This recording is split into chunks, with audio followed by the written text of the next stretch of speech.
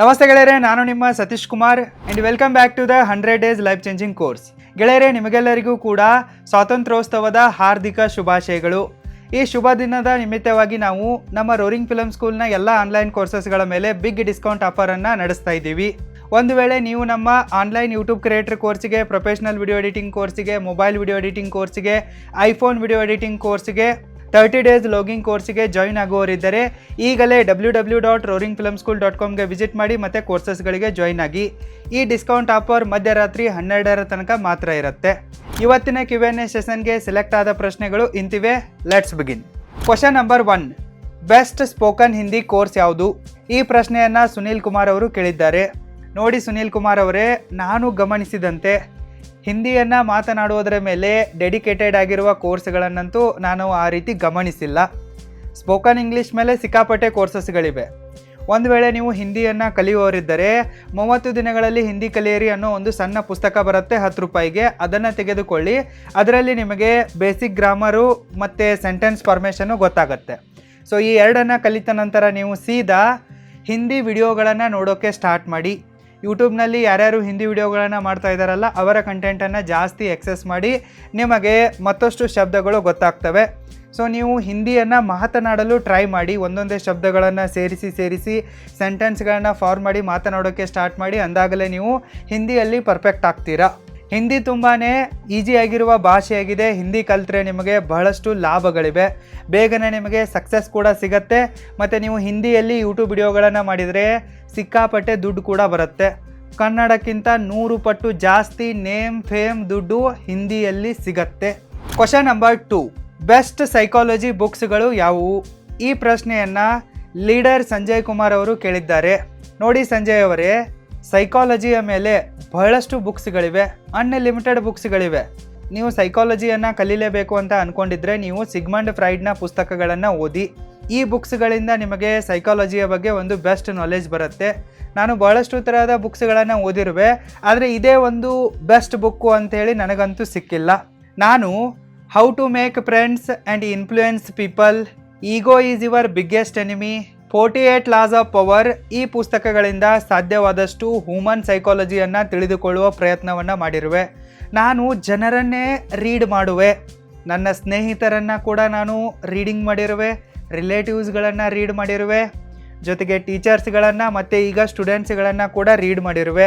ಸಮಾಜ ಹೆಂಗಿದೆ, ಪೊಲಿಟಿಷಿಯನ್ಸ್ಗಳು ಹೆಂಗಿದ್ದಾರೆ, ಬಿಸ್ನೆಸ್ಗಳು ಹೆಂಗೆ ವರ್ಕ್ ಆಗ್ತವೆ, ಎಂಪ್ಲಾಯಿಗಳ ಅಟಿಟ್ಯೂಡ್ ಯಾವ ರೀತಿ ಇರುತ್ತೆ, ಕಸ್ಟಮರ್ಗಳ ಬಿಹೇವಿಯರು, ನೇಚರ್ ಯಾವ ರೀತಿ ಇರುತ್ತೆ ಎಂಬಿತ್ಯಾದಿ ವಿಷಯಗಳನ್ನೆಲ್ಲವನ್ನು ನಾನು ಸೂಕ್ಷ್ಮವಾಗಿ ಗಮನಿಸಿ ನನ್ನದೇ ಆದ ಸ್ವಂತ ನೋಟ್ಸ್ಗಳನ್ನು ಮಾಡಿ ನಾನು ಸೈಕಾಲಜಿಯನ್ನು ಕಲ್ತಿರುವೆ.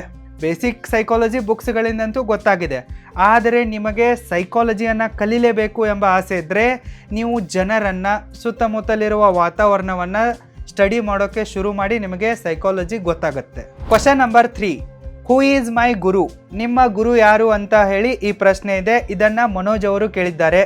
ಮನೋಜ್ ಅವರೇ, ನನ್ನ ಲೈಫಲ್ಲಿ ಬಹಳಷ್ಟು ಜನ ನನಗೆ ವ್ಯಾಲ್ಯೂವನ್ನು ಆ್ಯಡ್ ಮಾಡಿದ್ದಾರೆ, ಒಳ್ಳೊಳ್ಳೆ ಸಂಗತಿಗಳನ್ನು ಹೇಳಿಕೊಟ್ಟಿದ್ದಾರೆ, ಸ್ಕಿಲ್ಗಳನ್ನು ಕಲಿಸಿದ್ದಾರೆ.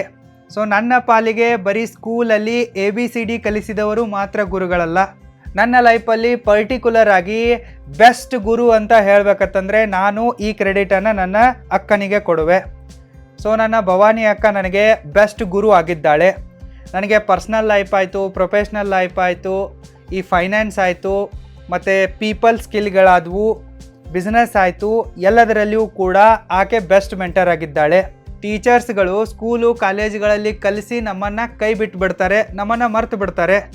ಆದರೆ ಯಾರು ನಿಮ್ಮನ್ನು ನಿಮ್ಮ ಅಂತಿಮ ಗುರಿಯ ತನಕ ಹೋಗೋಕ್ಕೆ ಸಪೋರ್ಟ್ ಮಾಡ್ತಾರಲ್ಲ ಅವರೇ ಬೆಸ್ಟ್ ಗುರು ಅಂದಂಗೆ. ಸೊ ನನ್ನ ಲೈಫಿಗೆ ಬೆಸ್ಟ್ ಗುರು ಯಾರಪ್ಪ ಅಂತಂದರೆ ನಮ್ಮ ಅಕ್ಕನೇ. ಸೊ ನಮ್ಮ ಮಕ್ಕಳಿಂದ ನಾನು ಬಹಳಷ್ಟು ಕಲ್ತಿರುವೆ.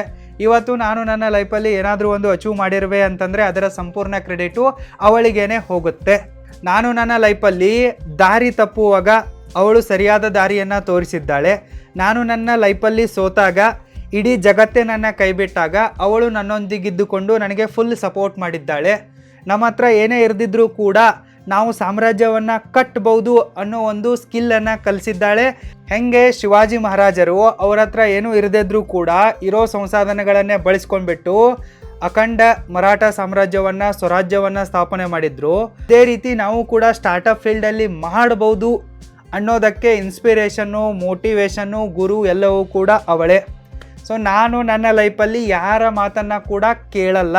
ನಾನು ಎಲ್ಲರಿಗೂ ಕೂಡ ಸಲಹೆಗಳನ್ನು ಕೊಡುವೆ, ಬುದ್ಧಿವಾದಗಳನ್ನು ಕೂಡ ಹೇಳುವೆ, ನನ್ನಿಂದ ಎಷ್ಟಾಗತ್ತೋ ಅಷ್ಟು ಹೆಲ್ಪ್ ಮಾಡುವೆ.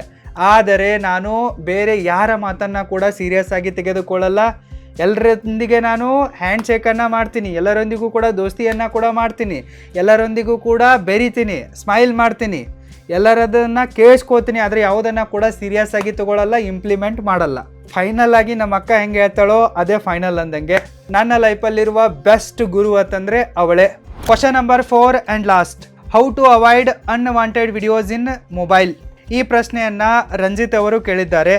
ಇವರ ಪ್ರಶ್ನೆ ಏನಿದೆಪ್ಪ ಅಂತಂದರೆ, ಹಲೋ ಸರ್, ಮೊಬೈಲ್ನಲ್ಲಿ ನೋಡಿಲ್ಲ ಅಂತಂದರೂ ಬೇಡದೇ ಇರುವ ವಿಡಿಯೋಸ್ಗಳು ಮತ್ತು ರೀಲ್ಸ್ಗಳು ಶೋ ಆಗ್ತವೆ, ಆವಾಗ ಏನು ಮಾಡಬೇಕು ಅಂತೇಳಿ.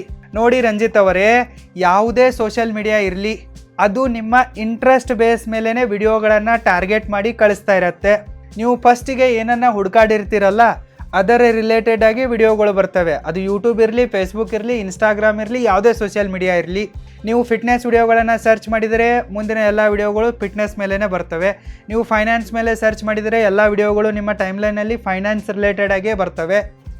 ನೀವು ಡಿಫಾಲ್ಟ್ ಆಗಿ ಮುಂಚೆ ಯಾವಾಗಲಾದರೂ ಫಾಲ್ತು ಟ್ರೋಲ್ಸ್ಗಳನ್ನು ನೋಡಿರ್ತೀರಾ, ಇಲ್ಲವೇ ಅಶ್ಲೀಲ ಅಡಲ್ಟ್ ವಿಡಿಯೋಗಳನ್ನು ನೋಡಿರ್ತೀರಾ, ಟೈಮ್ ಪಾಸ್ ವಿಡಿಯೋಗಳನ್ನು ನೋಡಿರ್ತೀರಾ, ಬಕ್ವಾಸ್ ಜನರಲ್ ನಾಲೆಜ್ ಹೇಳುವ ಫ್ಯಾಕ್ಟ್ಸ್ಗಳನ್ನು ಹೇಳುವ ವಿಡಿಯೋಗಳನ್ನು ನೋಡಿರ್ತೀರಾ. ಅದಕ್ಕಾಗಿಯೇ ನಿಮಗೆ ಇಂತಹ ಅನಿಷ್ಟ ದರಿದ್ರ ವಿಡಿಯೋಗಳು ಬರ್ತಾ ಇರ್ತವೆ ನಿಮ್ಮ ಟೈಮ್ಲೈನಲ್ಲಿ. ಸೊ ನೀವೇನು ಮಾಡಿ, ಫಸ್ಟು ನಿಮ್ಮ ಮೈಂಡ್ಸೆಟ್ಟನ್ನು ಸೆಟ್ ಮಾಡ್ಕೊಳ್ಳಿ. ನನಗೆ ಯೂಟ್ಯೂಬ್ನಲ್ಲಿ, ಸೋಷಿಯಲ್ ಮೀಡಿಯಾದಲ್ಲಿ, ಇನ್ಸ್ಟಾಗ್ರಾಮ್ನಲ್ಲಿ ಏನು ನೋಡೋದಿದೆ, ಏನು ಕಲಿಯೋದಿದೆ ಅಂಥೇಳಿ. ಸೊ ಅದರ ರಿಲೇಟೆಡ್ ಆಗಿ ಒಂದು 10-15 ವಿಡಿಯೋಗಳನ್ನು ಹುಡುಕಾಡಿ ಅವುಗಳನ್ನು ನೋಡಿ. ಸೊ ಆವಾಗ ನಿಮಗೆ ಬೇಕಾಗಿರುವ ಟಾಪಿಕ್ನ ಮೇಲೆ ವಿಡಿಯೋಗಳು ಬರ್ತವೆ. ಇದನ್ನು ಬಿಟ್ಟರೆ ಬೇರೆ ಯಾವುದೇ ಆಪ್ಷನ್ ಇಲ್ಲ. ಇನ್ಸ್ಟಾಗ್ರಾಮಲ್ಲಿಯೂ ಕೂಡ ಬಹಳಷ್ಟು ಜನ ಕೋರ್ಸಸ್ಗಳನ್ನು ಮತ್ತು ವ್ಯಾಲ್ಯೂಯೇಬಲ್ ಕಂಟೆಂಟ್ಗಳನ್ನ ಕ್ರಿಯೇಟ್ ಮಾಡ್ತಾ ಇದ್ದಾರೆ. ಬರೀ ನೀವು ಡ್ಯಾನ್ಸ್ ಮಾಡುವ ಹುಡುಗಿಯರ ವಿಡಿಯೋಗಳನ್ನು ನೋಡ್ತಾ ಇದ್ದರೆ ಅವೇ ಬರ್ತವೆ.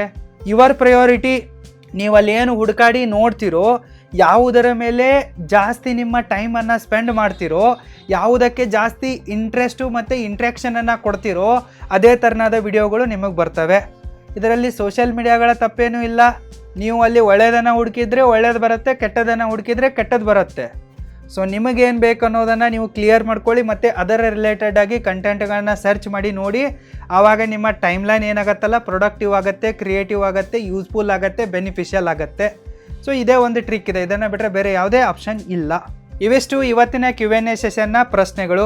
ಐ ಹೋಪ್ ನಿಮಗೆ ಅರ್ಥ ಆಗಿದೆ ಅಂತ ಅನ್ಕೋತೀನಿ. ಮತ್ತೆ ಏನಾದರೂ ಕ್ವಶನ್ಸ್ಗಳಿದ್ದರೆ ಕಮೆಂಟ್ ಮಾಡಿ, ನೆಕ್ಸ್ಟ್ Q&Aದಲ್ಲಿ ನಾನು ಅವುಗಳನ್ನ ಕವರ್ ಮಾಡುವೆ. Thank you so much. ಮತ್ತೆ ಸಿಗೋಣ.